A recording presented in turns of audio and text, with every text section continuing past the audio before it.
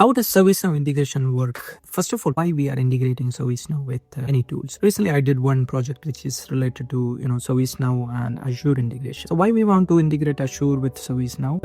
Azure Cloud, right? You can create VMs, you can create different kind of things in Azure. If you want to bring your Azure data, if you want to know how many VMs you created, or you want to keep all the Azure resources to your ServiceNow CMDB, how will you do it? You cannot go to a ServiceNow instance and say that, hey, bring my Azure resources to CMDB. It will not work like that, right? First of all, you need to have a connection with Azure. And once you have that connection, you can bring the data to your ServiceNow. I will show you how I integrated ServiceNow with Azure. What are the steps I took? So here is the details I will show you in my story. So as you can see, these are the steps I followed. So from 01 to 05, couple of steps I followed in order to connect ServiceNow with Azure. And once I made that connection, there is a last steps, create and test the connection. So I will show you how I tested. So what I have to do during this test. So expected result is you receive a new OAuth token, right? So first thing when you make all the connection is you need to test whether this is working fine or not, whether your ServiceNow can connect with Azure. How you will do that? You can go to your REST message. So I created a REST message already, and I'm going to do, I need to get first the OAuth token. That means this is the basic steps, right? To see whether connection is fine. So first I need to get an OAuth token.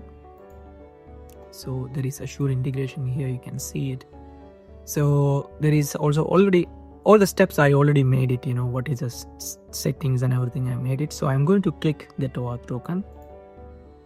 So as you can see here, right, I got an OAuth token, which means the connection to my ServiceNow with the Azure connection is fine. So I get an OAuth token.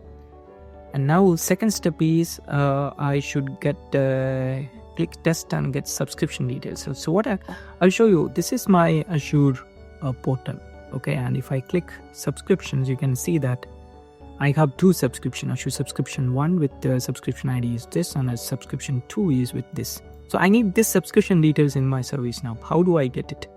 So that's what we are going to test in this scenario, okay? So I already have this endpoint configured.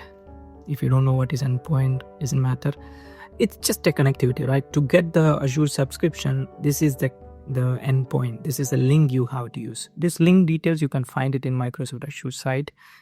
So I just configured the link, and I also authenticated with my OAuth 2 token. And now I'm going to just do a test to see whether I'm getting this details, right? So when I do the test, what I'm expecting is an HTTP status of 200. HTTP status of 200 means it's a success, right? So I got some response back, but you see, this is quite a lot of data, right? So what is this data? Let's find out what is this data, right? So I'm going to put that, what I got it, to this site here, and what it says. So display name, you can see that I have all the details, right? Now you can see the Azure sub 1. So if you check Azure sub 1, which you have a subscription ID of 5D and A1 in the end. So 5D, A1. So I got the details. I am also getting some other details. But then I also got Azure sub 2, which is my second subscription. You can see it. Azure sub CB and 67. CB 67. So now I got this subscription detail, Azure subscription details in my ServiceNow. So this is one example why we are using integration. I got my cloud information in my ServiceNow. So now I can do a lot of magic with this integration, right? So now what I'm going to do is I'm going to create other resources. I'm going to create a resource starting from ServiceNow. That means I want to initiate a VM creation from ServiceNow. So that means I place an order in ServiceNow, and then it will call the Azure, and then it will deploy the resource in Azure. I'm not going to touch anything in Azure. I'm going to manage everything from my ServiceNow. So that's the main purpose of this integration. So the reason why people are doing this integration is to make this automation work. So for example, you don't need to, if I want to deploy something in Azure, I need to go to Azure and deploy it. But if you have different tools, for example, I have ServiceNow, normally people are creating a request for a new VM, right, in some tools. So you have one tool to just create a request, and then you have another tool to deploy the things. If you're managing a cloud environment, you have to log into cloud and just manage. So it's wasting a lot of time, right?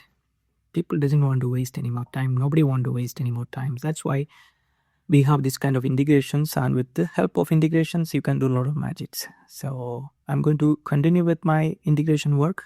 If you have any questions, feel free to add, and I will talk to you. My name is Jobita Brasam.